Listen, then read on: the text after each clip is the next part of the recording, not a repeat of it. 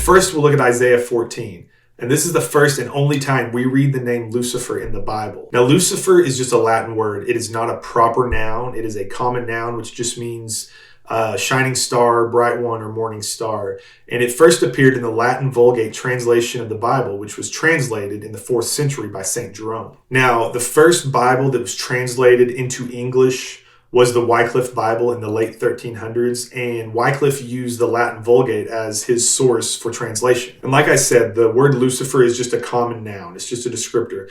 But when it made its first appearance in a Bible as a proper noun or a proper name, it was in the Wycliffe Bible translation. And though the word Lucifer only shows up one time in the English translation in the Latin Vulgate, it actually appears 4 times. So the question is, why did Wycliffe and later the King James translators use the word Lucifer as a proper noun in Isaiah 14:12, but not in the other 3 passages?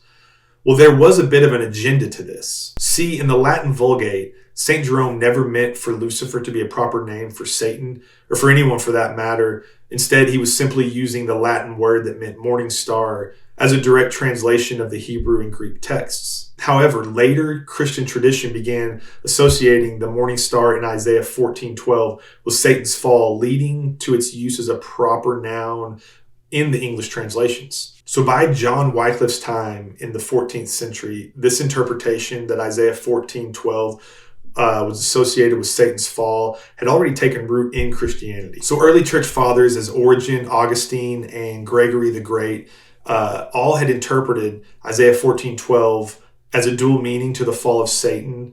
And so due to this widespread tradition, Wycliffe and later the King James translators capitalized Lucifer in Isaiah 14:12, treating it as a proper name rather than a descriptive term. But in contrast, passages like Job 11, Job 38, or 2 Peter 1 that were not associated with Satan at all, the term Lucifer was then translated as day or morning star. Now, in Job 11 and in Job 38, these passages refer to morning light or constellations. But in 2 Peter, this passage refers to Christ. So the use of Lucifer would have been confusing, so it was avoided. But the established connection between Isaiah 14:12 and the fall of Satan, having been cemented in Christian tradition, likely influenced Wycliffe's decision to retain the Latin term as a proper name. Now, this reveals a key historical shift. The first English translation of the Bible, the Wycliffe Bible, relied heavily on the Latin Vulgate.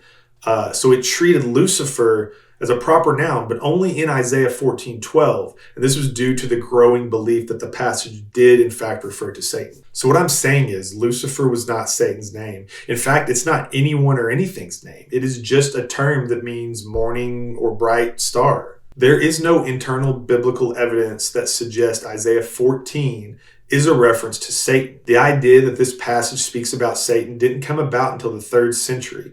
Originally, it was always understood to be a prophecy about the kings they were referencing. And over the centuries, some early church fathers have suggested that these passages had a dual reference.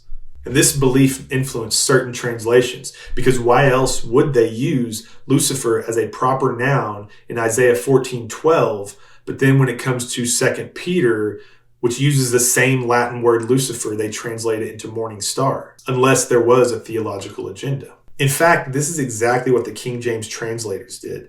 They didn't rely on the Latin Vulgate, but instead used the Masoretic text for the Old Testament and the Textus Receptus for the New Testament. Yet they still retain Lucifer as a proper noun in Isaiah 14:12, though Lucifer is not found in the original texts. So why would they do this? Well, because of Christian tradition.